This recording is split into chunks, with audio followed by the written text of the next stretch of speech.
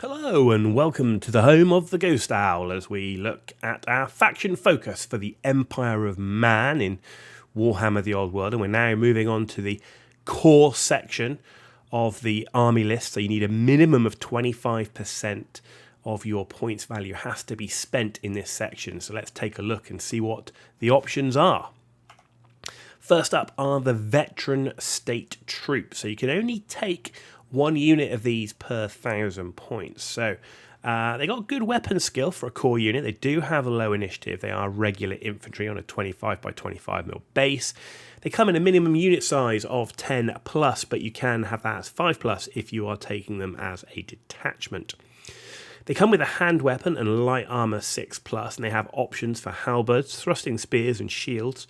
They can have a full command group, and the veteran sergeant can take 25 points of magic items. They can also take a magic standard up to 50 points, and they may also pay points to become drilled, which gives you a free redress the ranks before moving, and it means also they can march within 8 inches of an enemy unit without taking a leadership test. So, special rules wise, they come with close order, detachment, regimental unit, and veteran, which means they can re-roll failed leadership tests. So veteran state troops, they're 2 points per model more than a normal state trooper. They come with +1 weapon skill. They come with the ability to take drilled and a 50 points of a magic standard, and the champion can take magic items, as well as gain the re-roll to leadership tests. That's what you're getting for 2 points per model more. So even though you can only take 1 unit per 1,000 points, I would almost never take this unit. If taking state troops, I prefer to keep them really cheap, with no magic items or standards, and not pay the extra for drilled. I want to focus on getting more bodies for the points, and also in the core category, I prefer to spend most of the points on my missile infantry, again being kind of biased towards gun lines, but I will take a unit or two of state troops, but I prefer to in terms of the Empire, keep the core down to a reasonable minimum, focus on the missile infantry, and take an odd unit of basic state troops, but keeping them cheap. If I did take the unit, I would normally look to go for thrusting spears and shields for the fight in extra rank, and they don't require 2 hands. For a magic standard, to be honest, I wouldn't take any of the magic banners in the Empire roster. A cheap banner such as the Gleaming Pennant allows for a reroll leadership test, which veterans already have. So there isn't really anything in the Empire area that I would look to take as a magic standard. Next up are the basic state troops. So these are your default infantry. They're average stats. Essentially, in terms of the Empire, they're the default middle ground for stats across the army versus the other factions, right? They just kind of sit in the middle of everything.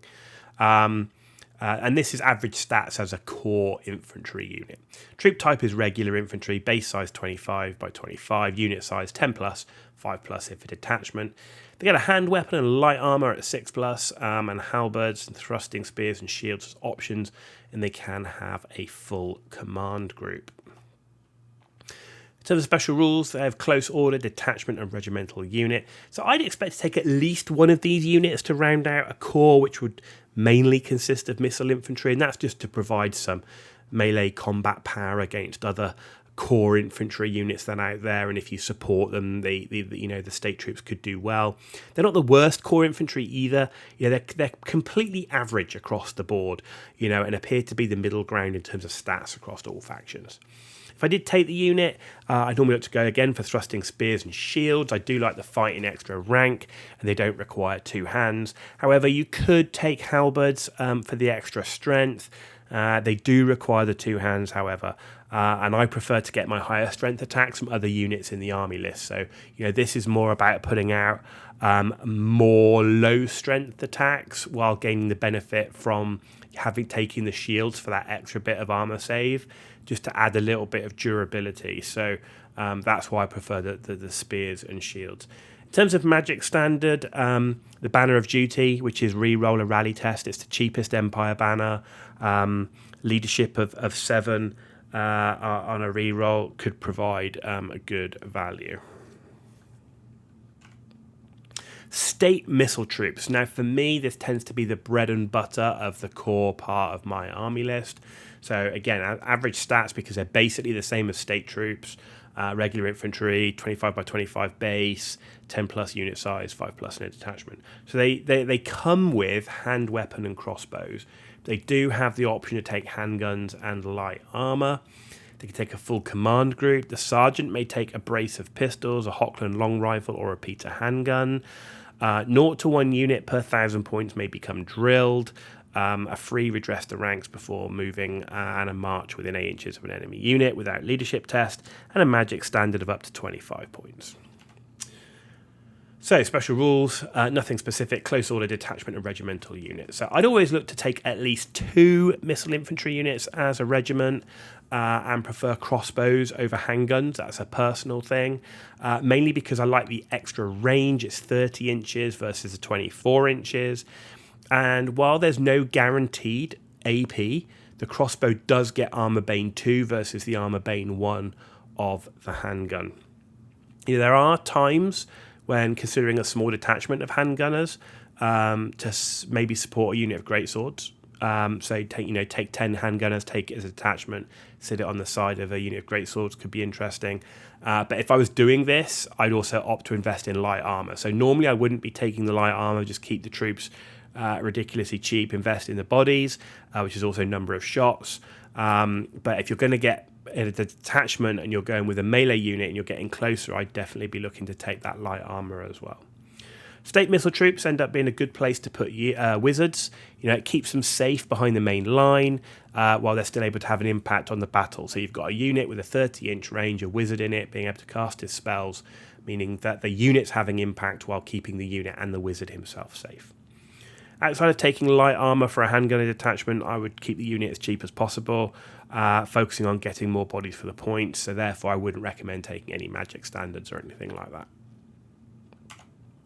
Empire archers then, again, average stats, regular infantry, base size 25 by 25, but the minimum unit size of these is 5 plus. Now, equipment wise, they have a hand weapon and a war bow. They may take only a champion, and the unit may become fire and flee and or scouts for extra points. So detachment rules, or special rules, detachment, they get to move through cover. So they don't suffer modifiers when moving through difficult or dangerous terrain. They do get to re-roll 1s on those dangerous terrain tests. They have open order. They have skirmishers, so they can adopt skirmish formation. And they also have vanguard, so after deployment may make a normal move but not march. And of course you could pay for scouts on top of that. Now warbows are a range 24-inch, strength 3, AP 0 with volley fire. So volley fire being able to shoot in that extra rank. So despite the additional rules providing more mobility, which is the vanguard and potentially the scouts, they're the same points per model cost as a normal state missile troop. I prefer the crossbows. The 30-inch range, the Armor Bane 2, I just prefer that. The range 24 at strength 3, AP minus, I just prefer the crossbows. If wanting a more mobile missile unit, then you've got options for things like pistoliers and outriders and stuff like that. And the Empire do have a lot of access to war machines for long range damage. And therefore, the way I build and play my army, I don't have need for this unit. I could imagine there are some shenanigans you could do with this in terms of using the Vanguard or using the Scouts to deploy at certain places on the board. But you're kind of going to have to really think about your army list and what you're going to benefit from that. So, as I said there could be some value in army lists for movement shenanigans, or some baiting if you took the fire and flee. But taking fire and flee and possibly scouts, you're pushing the unit up by 2 points per model at that point. So then you're again, you're increasing the points cost. So you've got to think if that's really worth it for you. Next up are the Free Company Militia. This is kind of an odd unit. Average stats, but they do have quite low leadership. Troop type regular infantry, base size 25 by 25 and unit size 10 plus, though they can be in a detachment of 5 plus. So equipment. Mixed weapons, counts as 2 hand weapons and throwing weapons, and they can only take a champion. So what do they get rules-wise? Detachment, open order. They do get Horde. So a Horde is able to increase its maximum rank bonus by 1. So you do get the benefit of that extra rank bonus, but you're going to need quite a large unit to be able to get that bonus. They have Impetuous, which I don't like this. You've seen me say this about this rule on other units. So if you can declare a charge roll, you have to roll a d6. On a 1 to 3, you must charge. On a 4+, you can act as normal. I don't like losing control of a movement when I consider that movement is the most important phase in Warhammer the Old World. And so losing control of that movement, I always think, is a very bad thing. They do have levies, so they cannot use a general's inspiring presence or hold your ground from a battle stand bearer. However, non-levy units don't panic if a levy unit breaks and flees. Personally, I don't consider that to be a good thing. They do also have warband, which means they do get a plus modifier to their low leadership, which is based on a rank bonus, but they cannot use this for restraint tests and may re-roll the charge. So it's an interesting unit with the throwing weapons. That's a 9-inch range, strength 3, AP minus. They do have multiple shots too, move and shoot, and quick shot, and the additional hand weapons as well for the extra attack. They do come in at 1 point per model more than a normal state trooper. In my army list, I'm not a fan of these guys. An infantry unit that operates in melee, short missile range, that has no armor, a low leadership of 6, even with the warband modifier, and the fact that you also then need a sizable unit so that you can get the benefit of the Horde rule and take casualties and still get your warband modifier, for me is not great. And also this issue on having RNG control of a unit in the movement, which I don't particularly like. So overall, I prefer to keep my Empire core points to a minimum, so I'll spend those points on state troops or state missile troops in most cases. Empire Knights, good weapon skill leadership, low initiative really for a heavy cavalry unit. Base size 30 by 60, the minimum unit size is actually 4+. So in terms of what they come with, they do come with hand weapons, they come with heavy armor, shields, iron shod hooves and barding, which means as at base they are a 3+ armor save. They can take great weapons and or lances. They can have a full command group, a magic standard of 25 points. The Preceptor may take 25 points of magic items as well. And 0 to 1 unit per 1,000 points can become drilled for points, and or they could become stubborn. Reminder of stubborn, first break test, the unit will automatically fall back in good order, which I think stubborn is actually quite a nice rule for heavy cavalry. So they come with close order, they come with counter charge, which is great, first charge, which is also great, and swift stride. So some really good special rules which you get from those Empire barded war horses. The cheapest heavy cavalry option for the Empire, and they are in core, right? So it means that you can have a cavalry focused army list, because you could make up your core with Empire Knights, and then you can have in your special your demigriffs and inner circle knights and stuff. So, and they've got an option for some useful rules, which, that would be worth paying the points for, particularly the stubborn, but drilled is also a pretty good rule. They got the higher weapon skill of 4 and a leadership of 8 as well, compared to the rest of the core choices. So, they should be hitting their targets, and they should be reasonably strong leadership-wise in terms of dealing with psychology and panic tests.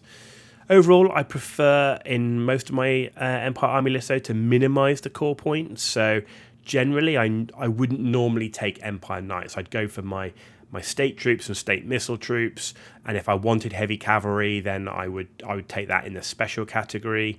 But if you could go, say, for this cavalry focused army, take a Grand Master and a Chapter Master, and then take more heavy cavalry from there. But overall, I prefer the heavy cavalry in the special category, even though they are more expensive. Equipment-wise, though, I would normally opt for lances, but great weapons with stubborn and a careful choice of targets could work. But of course, great weapons, you are striking last. So that is something to consider. And, you know, these Empire Knights, you know, they have the horse and stuff, but they're still only a 1 wound model. Magic Standard, there's just nothing in the Empire Magic Standards. However, in the main rulebook, there is the Rampaging banner, which does allow you to reroll charge rolls. And for me, Cavalry making their charge is key. So having the ability to reroll that charge roll is particularly useful. There you go, ladies and gentlemen. That is a complete run through all the core choices in the Empire army list. I hope you enjoyed this video. If you did, give it a thumbs up. If you didn't, give it a thumbs down. Let me know why in the comments down below. If you want to see more content, hit that subscribe button. It's free for you to do. It takes a few seconds to hit the button, and it is a massive, massive deal for me. So I really, really do appreciate it. And thank you to all those that have already hit that button. It does mean a lot. You've been watching The Ghost Owl. Tune back in as we move to the special category of the Empire Army list.